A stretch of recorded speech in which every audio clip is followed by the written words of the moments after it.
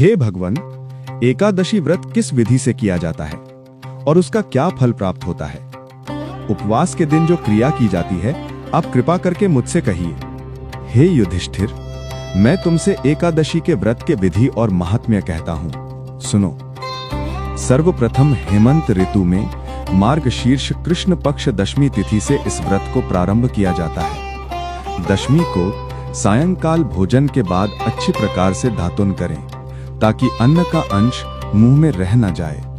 रात्रि को भोजन कदापि न करें, न अधिक बोलें। एकादशी के दिन प्रातः 4 बजे उठकर सबसे पहले व्रत का संकल्प करें। इसके पश्चात शौच आदि से निवृत्त होकर शुद्ध जल से स्नान करें। व्रत करने वाला चोर, पाखंडी, निंदक, मिथ्याभाषी तथा किसी भी प्रकार के पाप कर्म में लीन व्यक्ति से बात न करे। स्नान के पश्चात धूप, दीप, नैवेद्य आदि 16 चीजों से भगवान का पूजन करें और रात को दीप दान करें। रात्रि में सोना या प्रसंग नहीं करना चाहिए। सारी रात भजन कीर्तन आदि करना चाहिए। जो कुछ पहले जाने अनजाने में पाप हो गए हों, उनकी क्षमा मांगनी चाहिए। जो मनुष्य इस विधि विधान के अनुसार और सच्चे भाव से एकादशी का व्रत करते हैं, उन्हें शंखोद्धार तीर्थ में स्नान करके भगवान के दर्शन करने से जो फल प्राप्त होता है, वह एकादशी व्रत के 16वें भाग के भी समान नहीं है। व्यतिपात के दिन दान देने का 1,00,000 गुना फल होता है, संक्रांति से 4,00,000 गुना, तथा सूर्य चंद्र ग्रहण में स्नान दान से जो पुण्य प्राप्त होता है, वही पुण्य एकादशी के दिन व्रत करने से मिलता है। अश्वमेध यज्ञ करने से 100 गुना तथा 1,00,000 तपस्वियों को 60 वर्ष तक भोजन कराने से 10 गुना, 10 ब्राह्मणों अथवा 100 ब्रह्मचारियों को भोजन कराने से 1000 गुना पुण्य भूमि दान करने से होता है। उससे 1000 गुना पुण्य कन्यादान से प्राप्त होता है। इससे भी 10 गुना पुण्य विद्यादान करने से होता है। विद्यादान से 10 गुना पुण्य भूखे को भोजन कराने से होता है। अन्नदान के समान इस संसार में कोई ऐसा कार्य नहीं जिसे देवता और पितर दोनों तृप्त होते हों, परंतु एकादशी के व्रत का पुण्य सबसे अधिक होता है। 1000 यज्ञों से भी अधिक इसका फल होता है। इस व्रत का प्रभाव देवताओं को भी दुर्लभ है। रात्रि को भोजन करने वाले को उपवास का आधा फल मिलता है और दिन में एक बार भोजन करने वाले को भी आधा ही फल प्राप्त होता है, जबकि निर्जल व्रत रखने वाले का महात्म्य तो देवता भी वर्णन नहीं कर सकते। हे युधिष्ठिर, आओ मैं तुम्हें इस उत्पन्ना एकादशी का पौराणिक कथा बताता हूँ। सतयुग में मुर नाम का दैत्य उत्पन्न हुआ। वह बड़ा बलवान और भयानक था। उस प्रचंड दैत्य ने इंद्र, आदित्य, वसु, वायु, अग्नि आदि सभी देवताओं को पराजित करके भगा दिया। तब इंद्र सहित सभी देवताओं ने भयभीत होकर भगवान शिव से सारा वृत्तांत कहा और बोले, हे कैलाशपति, मुर दैत्य से भयभीत होकर सब देवता मृत्यु लोक में फिर रहे हैं। तब भगवान शिव ने कहा, हे देवताओं, तीनों लोकों के स्वामी, भक्तों के दुखों का नाश करने वाले भगवान विष्णु की शरण में जाओ।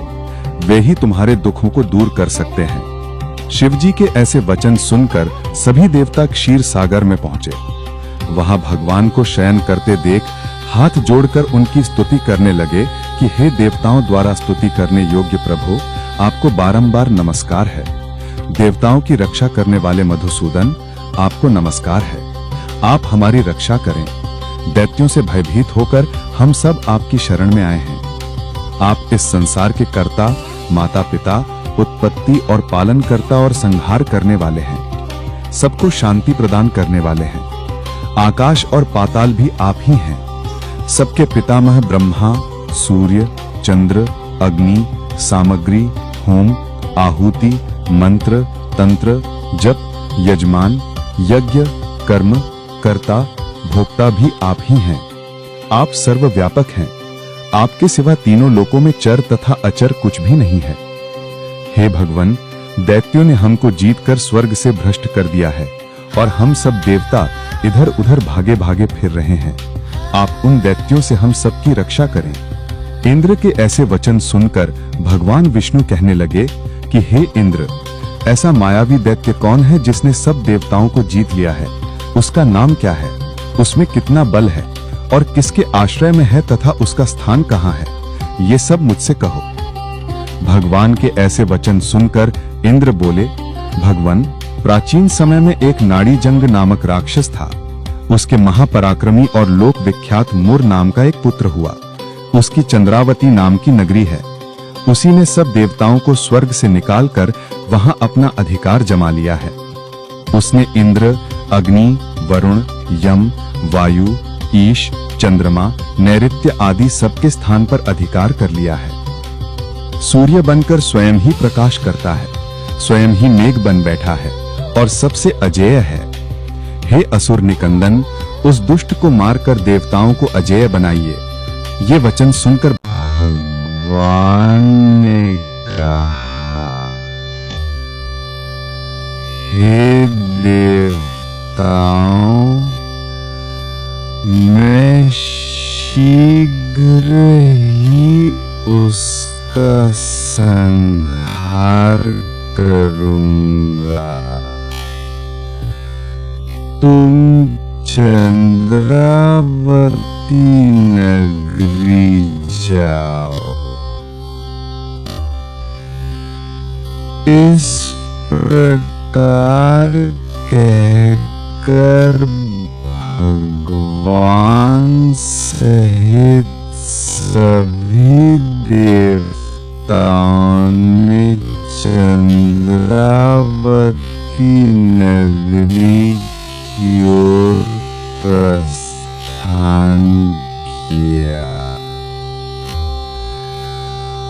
उस समय दैत्य मुर सेना सहित युद्ध भूमि में गरज रहा था। उसकी भयानक गर्जना सुनकर सभी देवता भय के मारे चारों दिशाओं में भागने लगे। जब स्वयं भगवान रणभूमि में आए तो दैत्य उन पर भी अस्त्र शस्त्र आयुध लेकर दौड़े। भगवान ने उन्हें सर्प के समान अपने बाणों से बींध डाला। बहुत से दैत्य मारे गए, केवल मुर बचा रहा।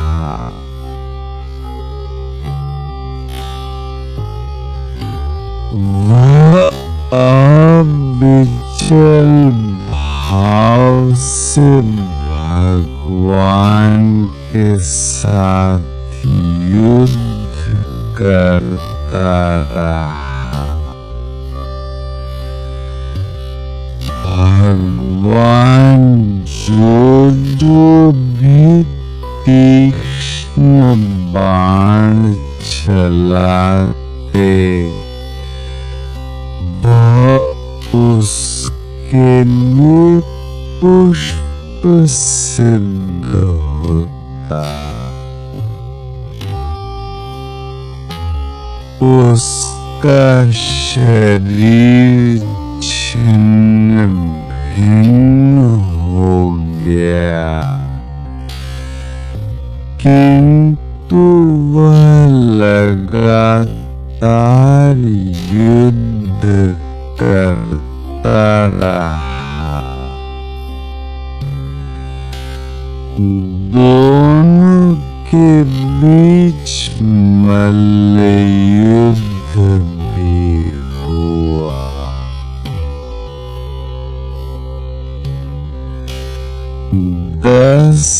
10,000 वर्ष तक उनका युद्ध चलता रहा, किंतु मोर नहीं हारा। थककर भगवान बद्रिकाश्रम चले गए। वहाँ हिमवती नामक सुंदर गुफा थी। उसमें विश्राम करने के लिए भगवान उसके अंदर प्रवेश कर गए।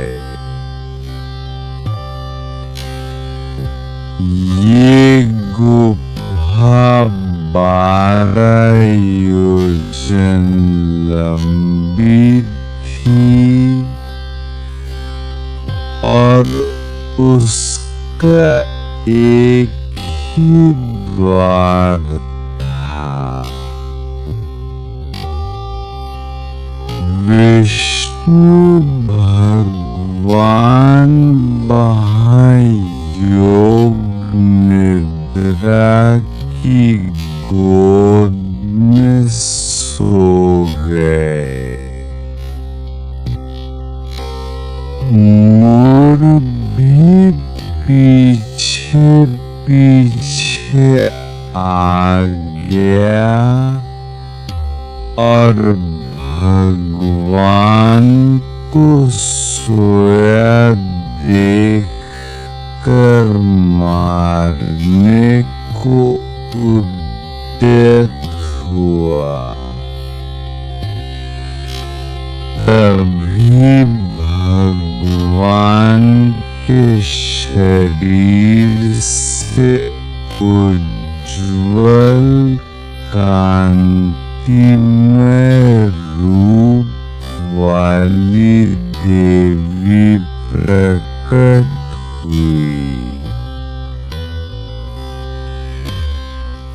देवी ने राक्षस मोर को ललकारा, युद्ध किया और उसे तत्काल मौत के घाट उतार दिया। श्री हरि जब योग निद्रा की गोद से उठे तो सब बातों को जानकर उस देवी से कहा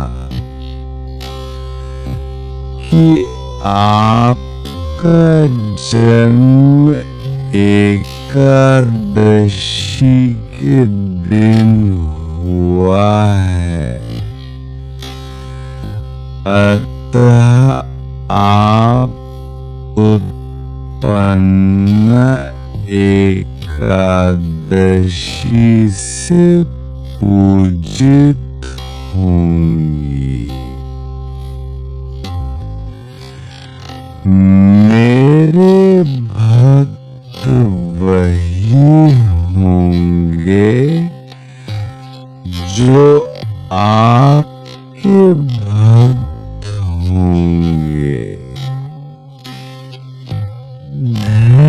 धन्यवाद मित्रों। यदि आपको को हमारी ये पावन कथा और आध्यात्मिक यात्रा पसंद आई हो तो कृपया वीडियो को लाइक करें, अपने सभी मित्रों और परिवार के साथ शेयर करें और ऐसी ही अद्भुत ज्ञानवर्धक कथाएं पाने के लिए हमारे चैनल को सब्सक्राइब करना ना भूलें, घंटी के निशान को जरूर दबाएं ताकि हर नई आध्यात्मिक वीडियो आप तक सबसे पहले पहुंचे। जय श्री कृष्णा। नमो नारायण।